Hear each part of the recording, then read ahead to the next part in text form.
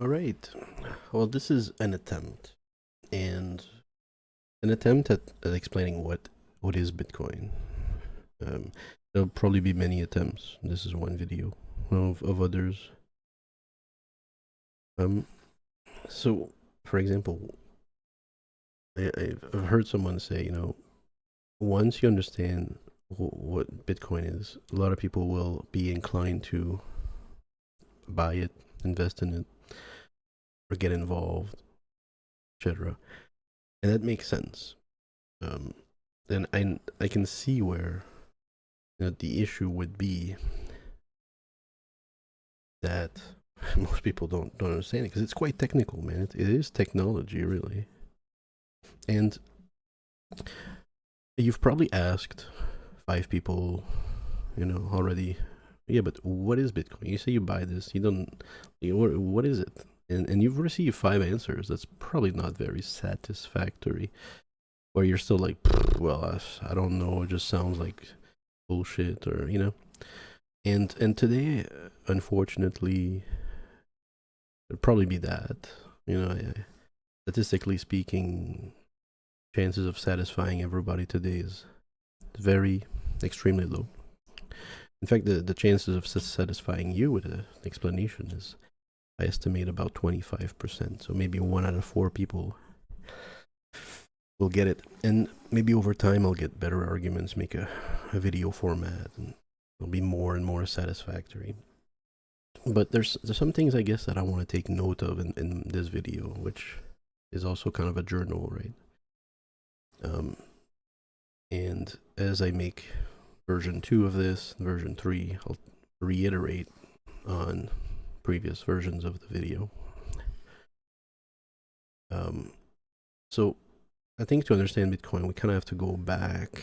We have to go back 2009, 2008, right?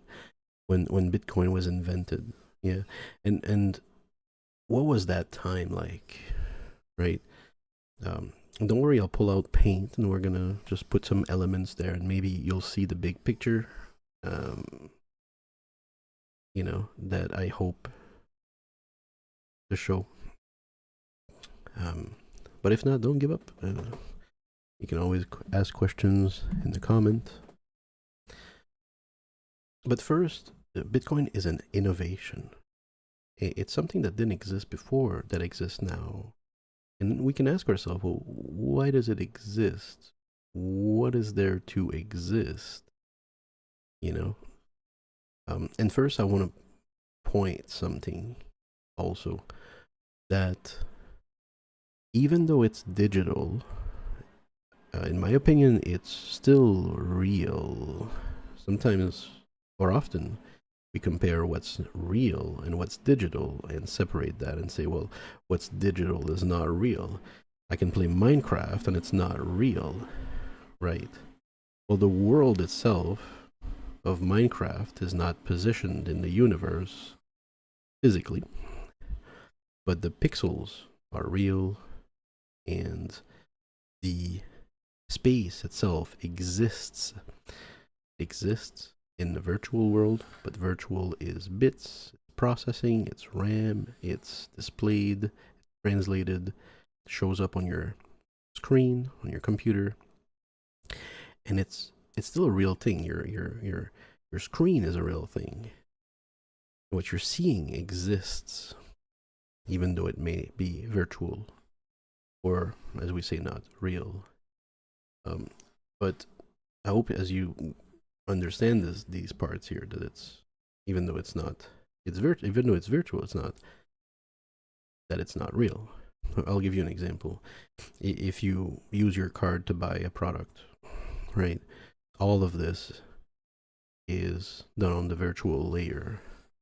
As you swipe your card, it goes beep, the money, the request is sent to your bank. The bank approves the request. They transfer money, let's say $3, $4, or $5, to the account of the merchant. And so basically, your bank account deduces $3 virtual right, and adds $3 virtual to the merchant's bank account. And how does the merchant know that he can take that money and this is real? Well, if he goes to the bank, they'll give him the money. They won't say, we're sorry, we don't have money, right? It's backed by something. It's backed by trust. It's backed by governments, actually, backing your account when it's legal tender, up to $100,000 or so in a lot of Western countries. And it's backed by the fact that that bank cannot go down and it will be saved by the government if it does wrong, be bailed out, right? So all of this is real.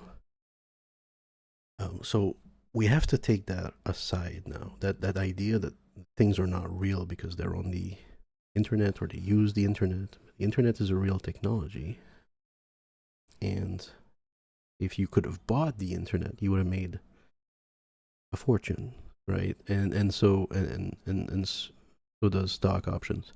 So look, first, that point, okay, pushing away ideas that are causing noise, okay, let's push some of that away and have some clarity on terms. Okay, well, that's just one point, right? Let's go back 2008, 2009. What did we have? We had peer-to-peer network. We had LimeWire, BitTorrent, all that stuff, right? And that was new tech. That's unstoppable tech, really. I mean, the government had trouble stepping in because you can't stop the people torrenting to download or submitting medias to be torrented, like music or movies. But you can go at the infrastructure, and the infrastructure or the leadership of LimeWire or BitTorrent or Pirate Bay is centralized. It is in some country somewhere and in some servers somewhere, right? And that was a time when we were thinking, well, how do we make it more robust that it can't be stopped, right? Because that's kind of what peer-to-peer is. The program of peer-to-peer is peer-to-peer, and then the media on it, like you can't stop it. Once it's there, it's gone. Like you cannot stop it anymore. It's the reality of the internet, right? Once it's out there type thing. But peer-to-peer kind of ensures that if people want to share it and people want to obtain it, they will. So that's the peer-to-peer, and even that I find can be fucking quite the idea to grasp. But let's go back in time. Let's try to listen a little here to some ideas, and I hope I can put it together for us. So if money today is digital, how does that even work? I mean, if I have a file that represents $1, what's to stop me from copying it 1,000,000 times and having $1 million? This is called the double spend problem. You remember this? Yeah? If you were alive and well, during that time before Bitcoin, that is, we were wondering, how do you send money, actual money that you would own on your computer, to someone, yet everybody knows you can copy a file, and so you can copy your wallet and have two wallets. Now you have, instead of having 10,000 Bitcoin, you have 20,000 Bitcoin. Now what how does that doesn't work. Like you can't just do that. It's not it doesn't make sense, and I remember that time, when we were trying to understand how we would even do that. The solution that banks use today is a centralized solution. They keep a ledger on their computer which keeps track of who owns what. Everyone has an account, and I want to do my guy like this. I think this is a good video. They have a few good videos. Them, 99 Bitcoin, and let's see. Sometimes a little bit of professor type videos, and Simply Explained, Whiteboard Crypto. I like them. They offer more picture. They'll do a better job than I can picture it. Shout out. But he just said something important, right? The ledger, right? The bank holds a ledger. The bank deducted. So what's a ledger? Well, first you know what a ledger is. A ledger is just line after line of deductions and adding amounts, and that makes your total for your bank account. You just look at your bank account for your month, you see what was deducted for your purchases throughout the month, you see what was added for your job every 2 weeks or so, and that is your ledger. Well, your bank holds that ledger, and the bank protects that ledger with all their might. And here's the thing, you can copy the ledger, right? Yeah. For example, my $3 that I spent, the $3 that the merchant now owns, this recording on paper, or in this case, electronic bank ledger, the ledger can be copied. And it doesn't change how much money I paid or they have. It just displays the same amount in my bank account and in their bank account. But it's centralized. So in other words, the bank controls it, and the bank can change it, and you have to fight the bank if they're wrong, and you have to call customer support and ask for some help with transactions that don't seem to be correct in your account, and things like this. And in some place of the world, the government will take money from people's bank accounts where they struggle more with their currency. So that's called a centralized solution.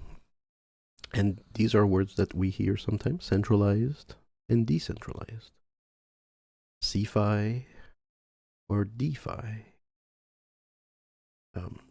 So let's start from this point. And this ledger keeps a tally for each account. We all trust the bank, and the bank trusts their computer, and so the solution is centralized on this ledger in this computer. You may not know this, but there were many attempts to create alternative forms of digital currencies. However, none were successful in solving the double spend problem without a central authority. Right. So for example, who tells if I haven't copied my wallet in my computer, right? Well, someone could tell. Let's say I obtained those funds from a centralized authority. They would be able to say, no, you don't have 10,000 Bitcoin. You don't have 20,000. You have 10. It clearly shows you had transferred 10. Your wallet is 10. Why do you have 15 wallets with 10 each? That makes no sense. It doesn't matter to us. What matters is what's on the ledger. Because all the other people that have that kind of wallet will trust what's on the ledger. So the other person next to you, for example, will say, well, you don't have 20. The ledger says you have 10. I called the customer service and they said, as of the ledger, you don't have 20, you have 10. So, stop sending me, you're sending me 20. That's not okay, If you send me 10, tell the ledger you're sending me 10, and I'll believe it.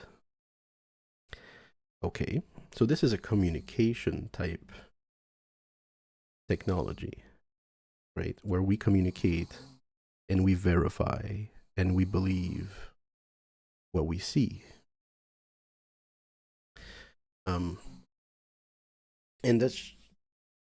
But that's currently just how the world works, right?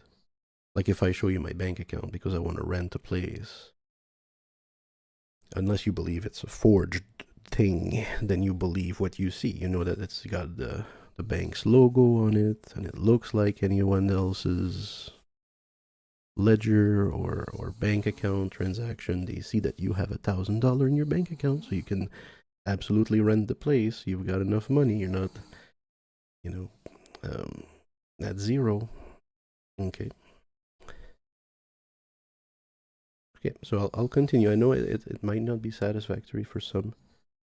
There's rambling, but let's continue, right? Remember, 2008, we can copy our are fake coins and it doesn't work, right? So, okay, so like, can we have a ledger then? And can it not be controlled by a single bank?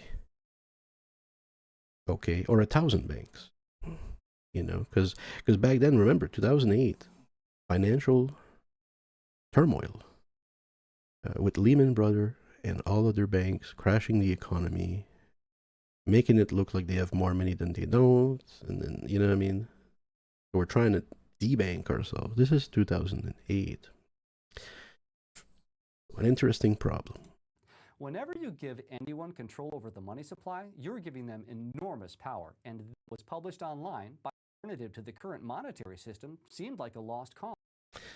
We got different examples here of an issue with a centralized authority over your money. Your money is your financial freedom, and that matters.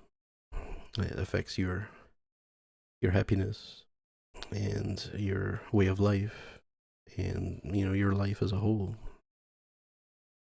That's why you must risk assess and not gamble too much, more than you can lose, and all that. It connects in this way. But then everything changed.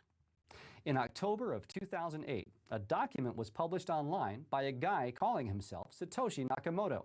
The document, also called a white paper, suggested a way of creating a system for a decentralized currency called Bitcoin. Okay, decentralized instead of centralized, and that would be the goal. Like, we would decentralize the person that says, yes, it's right, or no, it's not right. He doesn't have 20, he has 10, right? So how do we decentralize that authority, that customer service type place?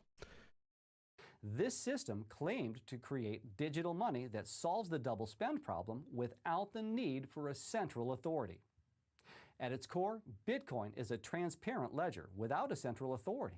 But what does this confusing phrase even really mean? Well, let's compare Bitcoin to the bank. Since most money today is already digital, the bank basically manages its own ledger of balances and transactions. However, just a bit Bitcoin long. is also decentralized. There's no one computer that holds the ledger. With Bitcoin, every computer that participates in the system is also keeping a copy of the ledger. Okay, so that's interesting. What the fuck? Let's understand this, because I don't think it's that complicated. What if, instead of a wallet with your 10,000 coins in it, you have a copy of the ledger, and your buddy has a copy of the ledger, and in the ledger it says you have 10 coins, or and your buddy has, I don't know, 5 coins, and it says in the same ledger. And then you say, well, where do you get the coins? Well, maybe you bought it from another buddy. I don't know. It started somewhere, this thing. But basically what we're sharing is version 1, or I wouldn't say version 1, but because it's always the most current version of the ledger. Let's say it's version 11/7/2025 of the ledger. And everybody who has that version agrees on how much you have, how much he has, or they have, and she has, and they have. What if instead we share the ledger? Okay. Well, then, when we want to make a transaction, we would propagate the information. Hey, I want to send 5 of my coins to, Bill over there. And who do you tell that? Well, you're not going to just tell your friend and say, hey, can you put that on your ledger? Or I'm going to put it on my ledger. You guys accept it. Whatever. You do whatever. That's not how it works. We just express we want to send 5 to Bill in the communication channels. And then they all hear that. And we make a new block where my value is transferred to Bill. Now Bill has 5, I have 5, and Tom has 5, or whatever. And then that becomes reality, because we all agree that we heard that. and through our secured channel, encrypted, whatever it is. And so that's where the strength is, where it's the same idea as earlier, where we had a central ledger, where we have one ledger that tells the truth. This is the truth. But instead, we all share the same ledger. And so there's no way to corrupt it. There's no way to take the money from one ledger because the other ledgers don't agree with you, right? If you start taking money, let's say I want to come and take your funds. I'm in, somewhere, Virginia or some Iraq, I don't know, and I want to take the funds, right? Well, I take them from you for a second, but then all the other ledgers don't see that. They don't see that because you didn't authorize it. Because when you use a wallet, you communicate with some kind of a password. That's where the cryptography comes in.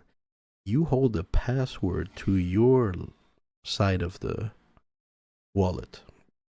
When you propagate a message on the internet that you're going to send $5, you actually propagate it with somewhat of a password or a key. And all of these agree that it is the right key for that account to say this. And so, as long as you keep that key private, nobody can come in and change the ledger and say, no. He actually gave us $20, 20 Bitcoin. So you can write that on the ledger. That's not how it works, because all the others say, well, you don't have the key for that. That's unauthorized. So it solidifies that Timmy still has $5 or 5 coins or whatever. Only the key, if you want, can propagate it for the transfer, and then write it on the ledger that everyone agrees to and make a new future.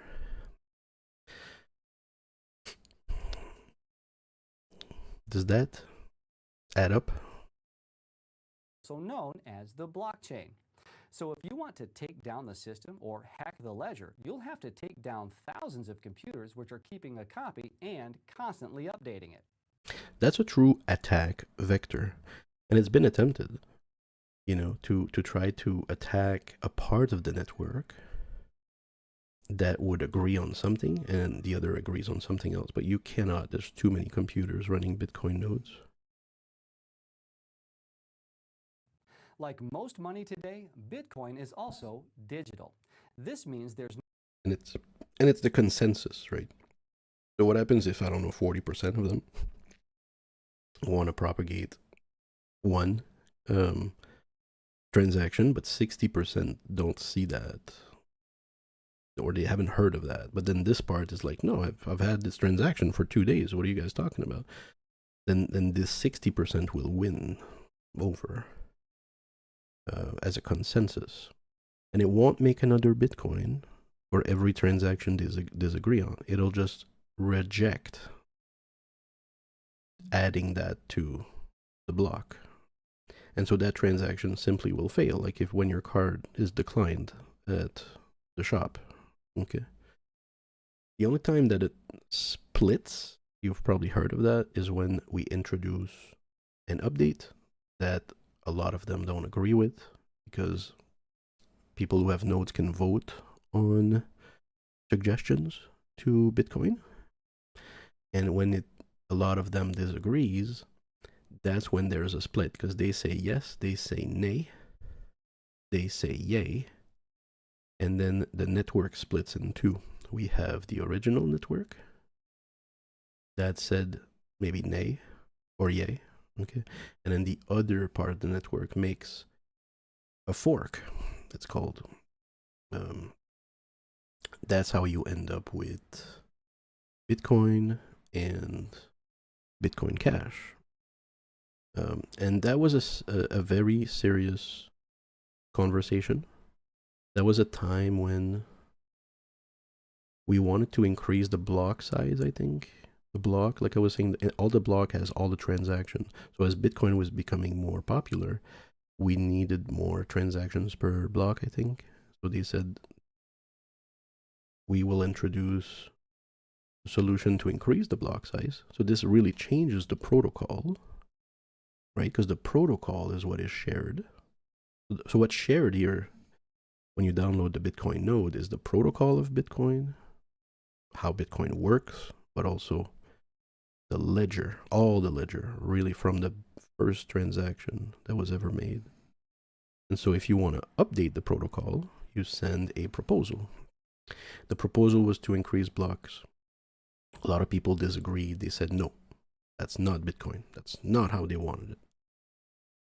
And we made Bitcoin Cash. So 1 Bitcoin, suddenly in your account, you had a Bitcoin and a Bitcoin Cash, like equal proportions. And then you can sell it, you can transfer it, you can keep it. A lot of people sell this and keep the one that most people agree. But anyway. Computers which are keeping a copy and constantly updating it. Like most money today, Bitcoin is also digital. This means there's nothing physical that you can touch in Bitcoin. There are no actual coins. There are only rows of transactions and balances. When you own Bitcoin, it means that you own the right to access a specific Bitcoin address record in the ledger and send funds from it to a different address. So, what does all of this mean? Why is Bitcoin such big news? Well, for the first time since digital money came into existence, we now have an alternative to the current system. Bitcoin is a form of money that no government or bank can control. Think about the time before the internet, how centralized the flow of information was. Basically, if you wanted information, you could get it from a few major players, like the New York Times, the Washington Post, and others like transfers or money. And the reality, I think we get it. Bitcoin began. All right. Okay. So Bitcoin is not that complicated. It's peer-to-peer network. Okay.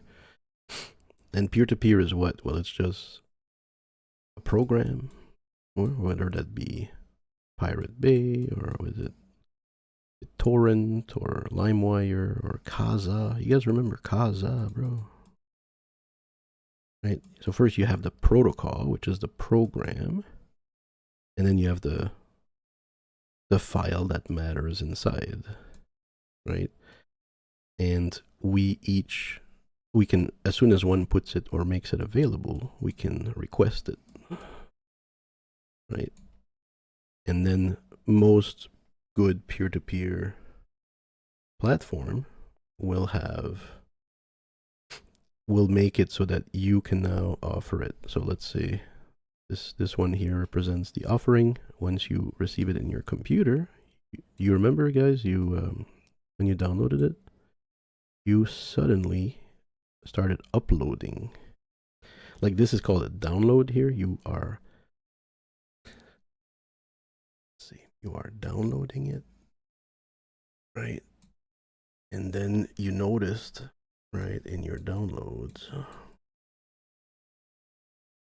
you had like Britney Spears, Metallica,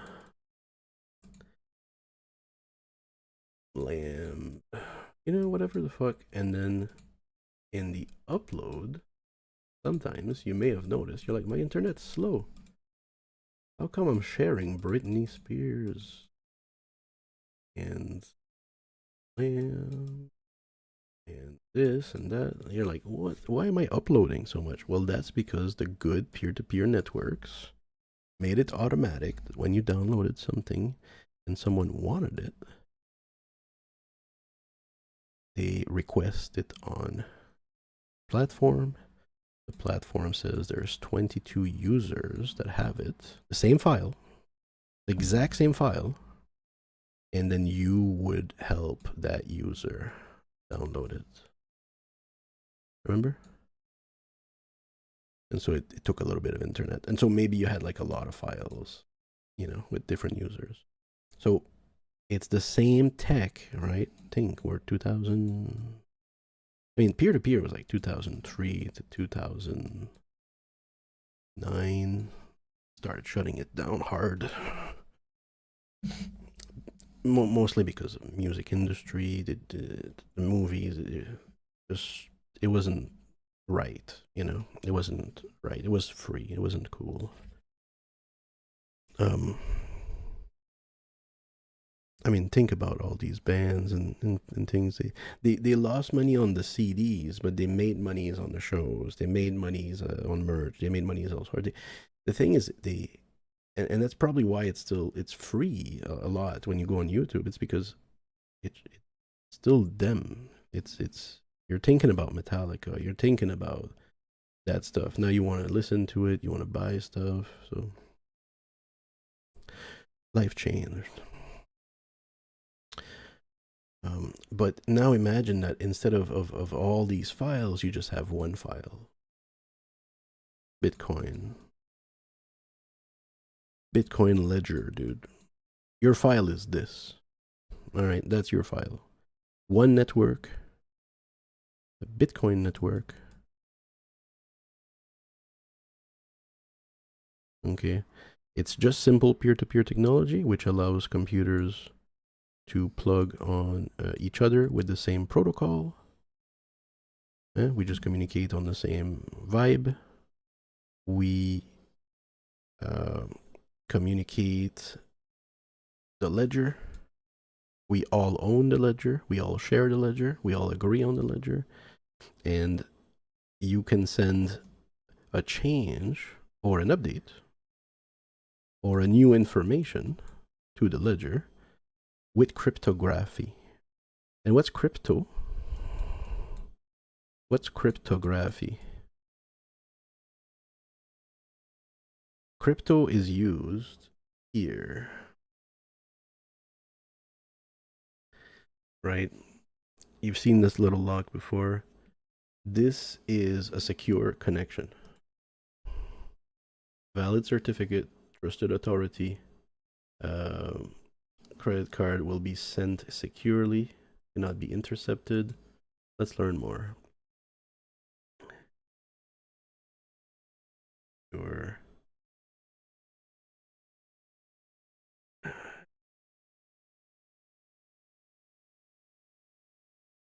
Okay. So what is this? Well, this is like scrambling the signal in order to undo it with the right authority. So the way the keys work is you want to send, say, your credit card number to a company to make a purchase, right? You can't just send that 2, 3, 4, 5, 6 on the internet. It will be intercepted. There's all kinds of bots and spiders and all kinds of things that pick up the signal that goes everywhere. It's just you just have to listen to it. That's all it is. You listen. So a lot of things listen on the internet. You can't send that. So you gotta take your number. Let's say your credit card number is this. You gotta put it into a box with a key, right? Then you gotta send this guy the key to open the box. So all of this is scrambled signal.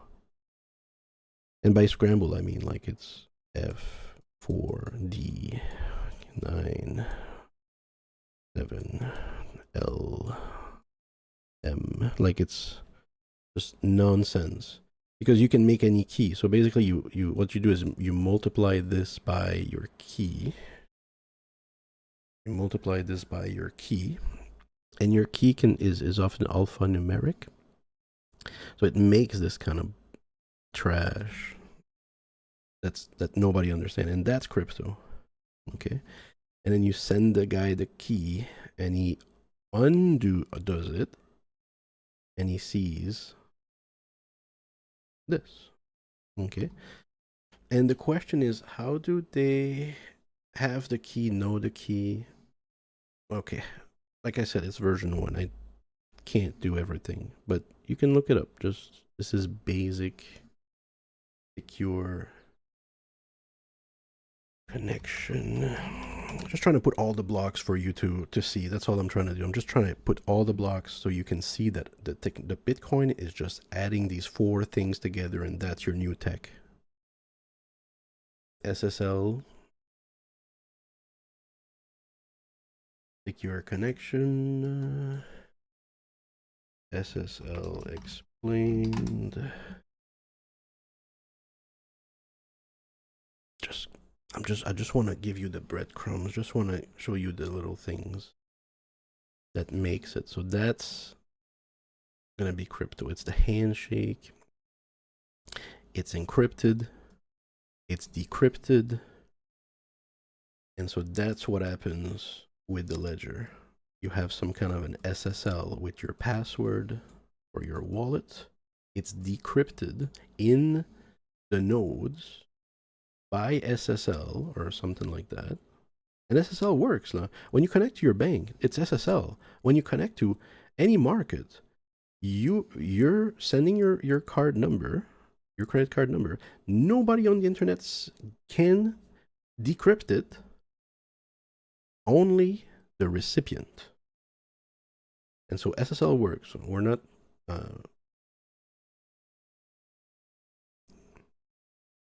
I'm sorry. I don't know everything. I forget. So let's assume that for a second. We know that works. Okay. So when you send a communication to the network, it's received by the nodes. The nodes decrypt it, adds it, and verifies it first, and says, yes, this does add up to a real key. It links to a specific amount on the ledger for the specific account. It's deducing and adding it to another person because you sent it to another address. So it's saying, yes, it's you. We will do this new line. We will deduct $10 off your line. And so now the new ledger or the new block that will be added has that information.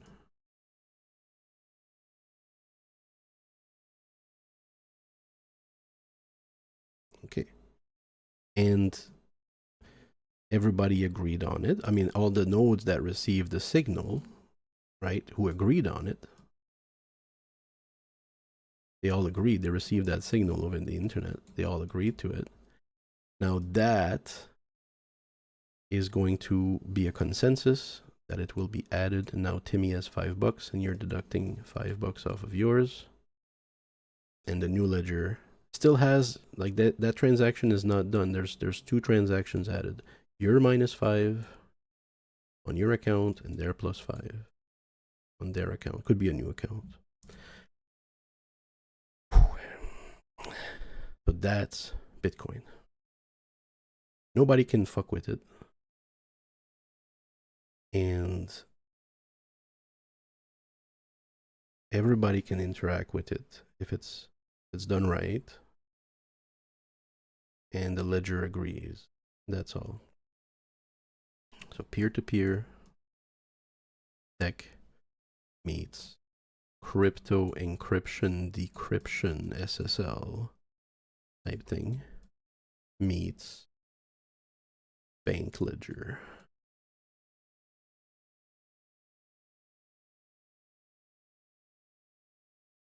Bam.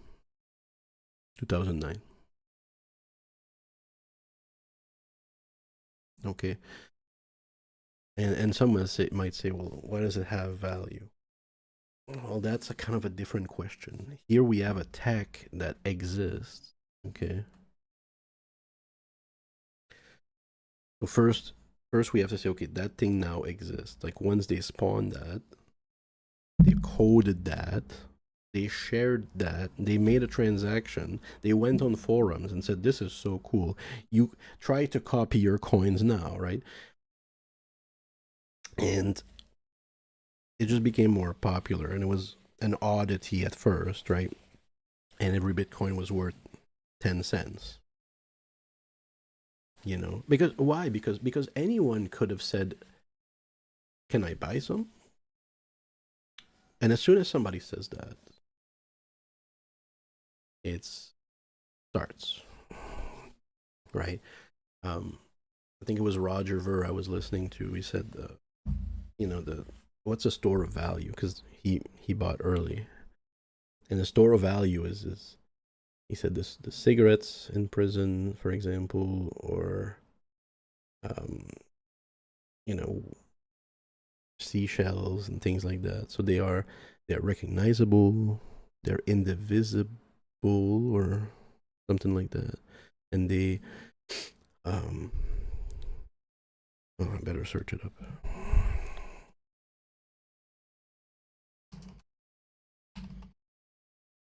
Like it makes an automatic money type thing.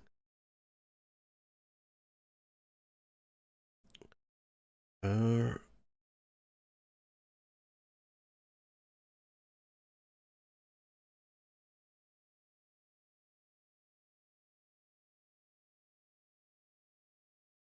yeah, we know what the store of value is. We understand that Bitcoin is a store of value because it's been going up from 10 cents to $1 to 10 to 100 to 1,000 to 10,000 to 100,000, soon to 1,000,000.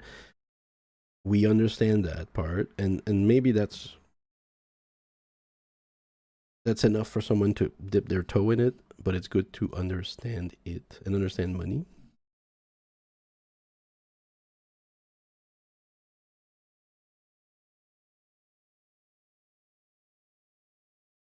Maybe I'm not finding the right example, but it has the quality of money.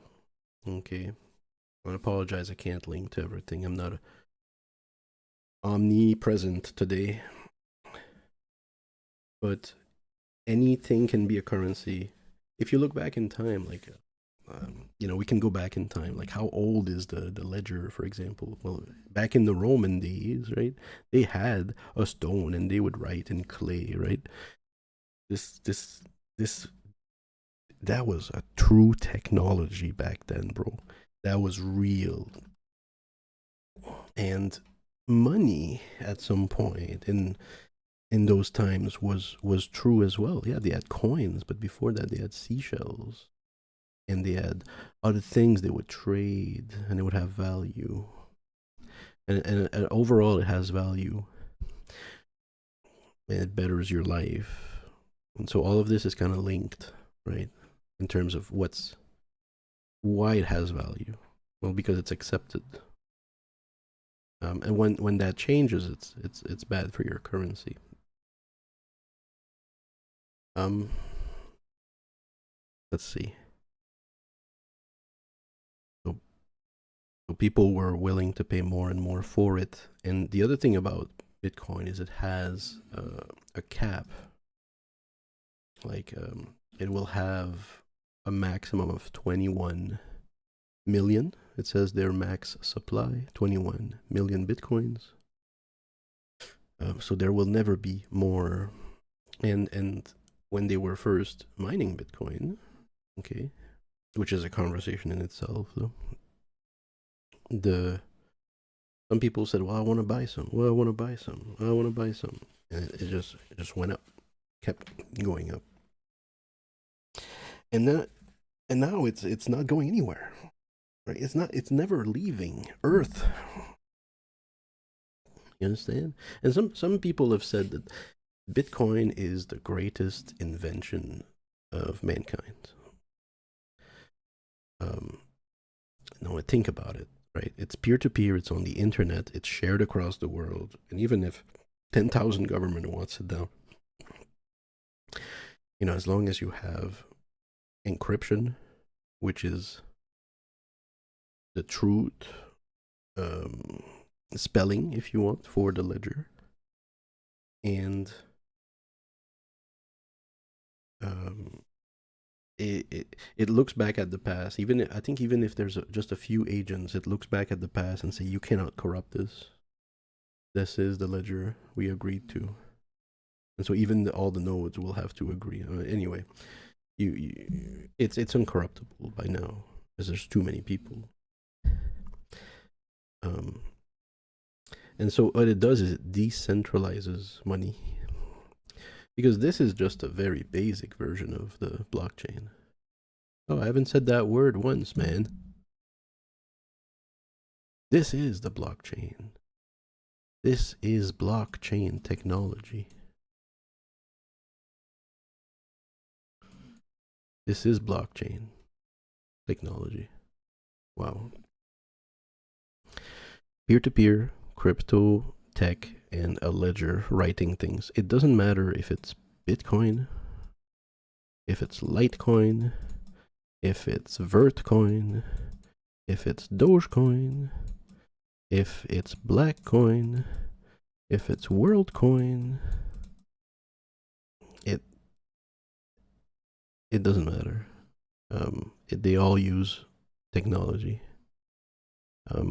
And all of these coins have different tweaking in the, not the protocol, I think, but the coin itself. Like instead of being 21 million coins for Bitcoin, maybe you have 210 million maximum supply, and you call that Dogecoin. And it's funny because there's a lot of them, and it's worth $0.0000001, and you're like, Doge to the moon, you know? But as more people agree with that, and more people buy it, that one starts moving, right? So I mean, one can argue that the most barren of the technology, the most barren, right? Let's say I say, okay, I want to make a coin, right? But I want it to be stripped of all the stuff, you know, no contract, no smart contract, no DeFi, no hack possibility, close all the doors, just close everything, make it as simple as possible. Just a ledger that we all agree to, that can only be communicated by SSL, and we all share, so nobody can corrupt it. What is that? That is Bitcoin. And now I'm going to argue that if you create another one like this, you're effectively creating Bitcoin. Well, like actually you're creating Litecoin, you're creating Dogecoin, you're creating WorldCoin. If the numbers are not exactly the same, you're not doing the same thing. Maybe your technology SSL is something else, you know? But the bareness, nakedness of it, the simpleness of it, that's what Bitcoin is. And so in that sense, if we all agree that this is something that can't be taken from you, that is property, that is, I would say true as well, and real, then what does this make Bitcoin? It makes it gold, or it makes it money, it makes it value, it makes it a store of value. Right? It refers to an asset, commodity, or currency that maintains its worth over time, can be reliably used for future purchase as a mean of saving wealth. Because it's a fine argument to say, well, Bitcoin can go down, then it goes up, it can go down. It's true, it's been doing that too.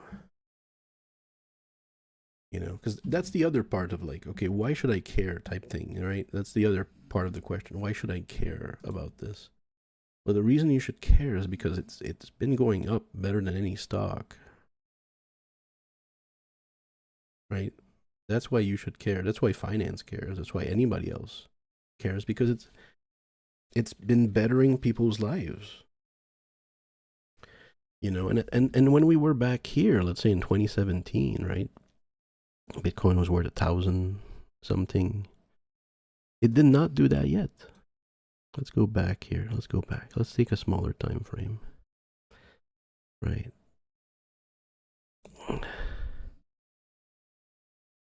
So, for example, a lot of us have heard of Bitcoin in 2013 when it reached $1,000. It made the news. It made the world news.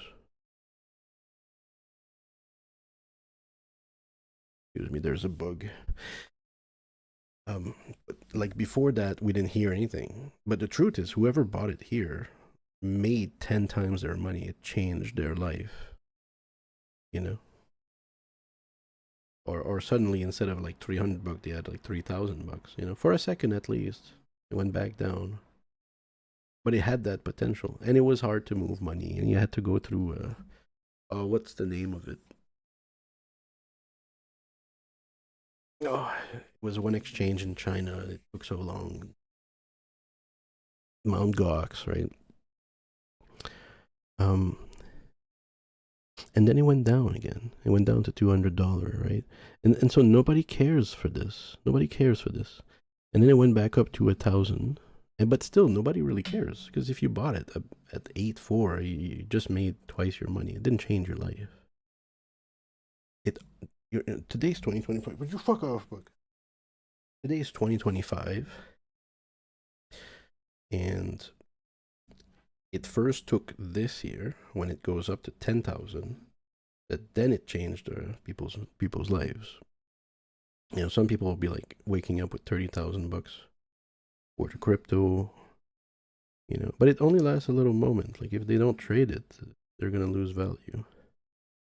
You know, so we have to go a little further actually because you know, all this time, look, it's 4K. Well, that's good. You know, it was 1,000 or so. Now it's 4K. I mean, it has the potential to change someone's life, but unless they invest $50,000, even then you made $200,000. It's not. I mean, what now? You're gonna finish paying your house? I mean, it's not life-changing money. I would think.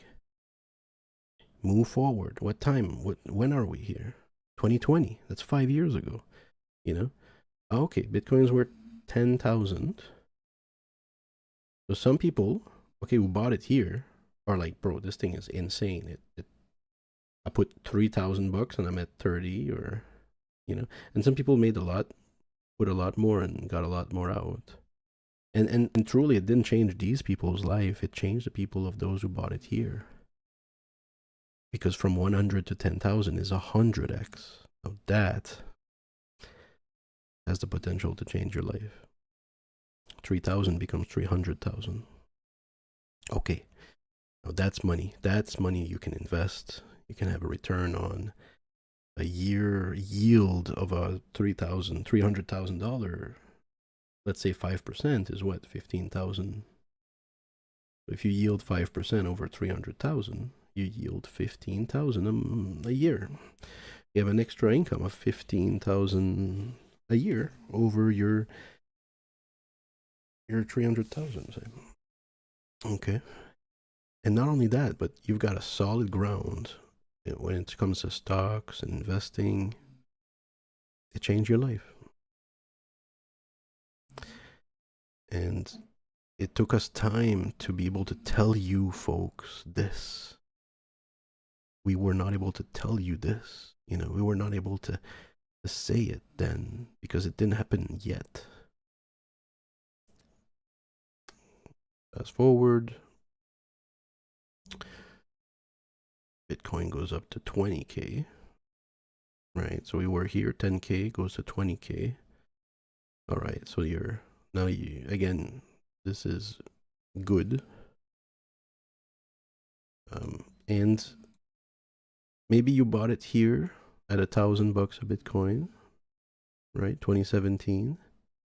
And now suddenly you're selling it for 65, right? So that's a 65x. That's 2/3 of 100x. This also changes people's lives. But that's last year. So we couldn't say that before. We couldn't say that in 2023. Well, yes, they could have because it's 30x. But those who bought it here at 9K only did a 3x here. So they'll say, well, it's the best investment they've made. It's outperformed others, but they won't say that it changed their life. But they'll say that they've witnessed it. They've witnessed $1,000 becomes $3,000, you know, or you know, 200 becomes 1,000. They've witnessed it. They feel it. They can tell you, yes, I've made money. You know, yes. And we didn't have that conviction before. Well, we would have said, well, you're supposed to make money. It's probably going to make money, right? But now we can say, yes, we've made money. I can tell you now, yes, I've made money. We've unless you fucked up, and we've all fucked up. Um, we can now say yes, we've made money with Bitcoin. And we will continue. We can see it as well. We can see that it will continue. And some can say, well, it could crash. Well, it could crash, but it's a technology. It's like saying the internet's gonna crash. In fact, it's so powerful, this peer-to-peer stuff, that it is, we call it Web3 because it's decentralized web. Like, nobody can shut down a website if it's Web3 or peer-to-peer. So it's like a new, more stable internet, but it does have issues. If you can't censor it, it has all kinds of issues. And for example, people have sent bad NFTs to accounts, and now you can't display your account because it has this weird NFT. You can't, that's been in your account. It's kind of odd, like, or if you make a website that shouldn't be up, and now it's peer to peer, as long as that's up. But yeah, but all this, it doesn't matter. This fucking little bullshit case of peer to peer tech. What matters is, can you make money with it? And if the answer is yes, then all of traditional finance is interested. Traditional finance yields what, 6-7% a year, 5%, 3% stability, stable 3-4%. The reason that you want to yield is because your currency is going down every day, every month, every year. We're losing. If you just have a savings account, you're losing money, right? As opposed to investing it, where at least you're fighting back inflation. And what is inflation? Is it 3-4%? It means your money's deflated every year by 3-4%. In 10 years, your money's worth, like, is it 20% less? Something like that. That's why our parents paid, $100 to rent the place, 200, and we have to pay like 1,000 or so, 700, 800, 8,000. The rent is deflation. So you want investment. Investment is detached from the money that is deflating. Let's say you have a share, then your share is detached from that. As money is deflated, your share has to be worth more, and so it goes up. Right? It's not worth the same thing, because your money is worth less, but the company is doing good, so it's got to be worth more money because it went down. So finance cares, and they care to find new financial products that offers better yield, and that's what the asset is here. First, Bitcoin is an asset. It goes up. You don't have to invest. You don't have to DeFi. You don't have to send it anywhere. You don't have to do any of that. It can be on a cold wallet storage, and it keeps going up 150% yearly. And so that's why you care. Okay? That's why you care. And if you want to wait, because it's too technologically complicated to, you find, I don't blame you. Wait, or get on the stock market with Robinhood, Wealthsimple, other, and you can buy the crypto there. They can custody it for you. You are trusting them. But I've been with Coinbase for over 10 years. They've been fine. And if you're not into if you're not into investments at all, and you just want to hold it and you don't care about anything and what's the risk and this and that, then maybe wait until the bank allows you to buy crypto and have it there. But I think this will have to wait some clarity. Legally speaking, it has to become legal tender. I could look it up though. I thought I heard something like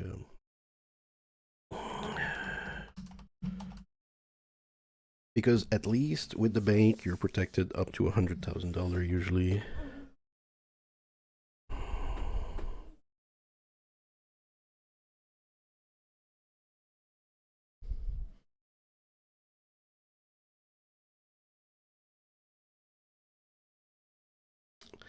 Not a lot of countries have it. One here,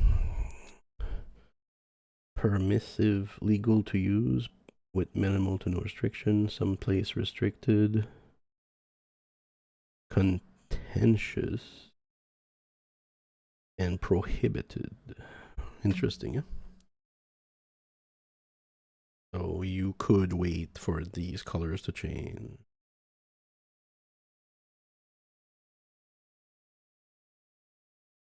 Legal. Illegal. um, banking ban. United States legal.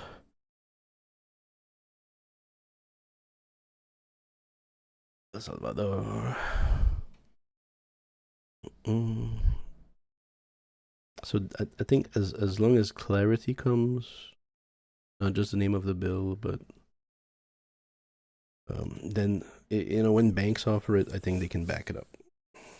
Right now, it's just not quite the level or interest that they're looking for as an offering or the risk. But they're all interested.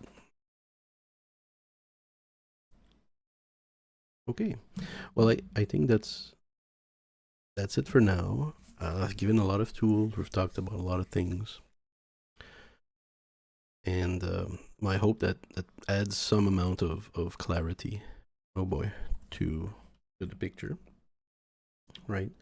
What it is, and that it's here to stay. And it goes up because it's used as well as a store of value, and as internet money, and as this develops, I mean, the more projects develop, the more value come in, right? And in DeFi, that grows, right? DeFi grows where you got to buy your coins from somewhere, where you need to trade it into Bitcoin first, or into ETC, USDC, USDT. The money's flowing in order to use DeFi, which has a better yield, right? We were talking about yield. DeFi can offer possibly a better yield with different risk. And the reason also that they give a fuck is greater liquidity or something like that, and then access to global markets, and then you have more people that can pool their money. You can find more clients. All that, opens up.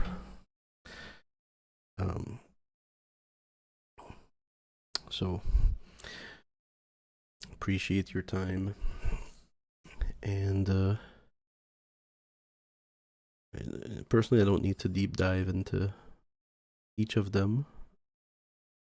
And I think it's a good place to start. And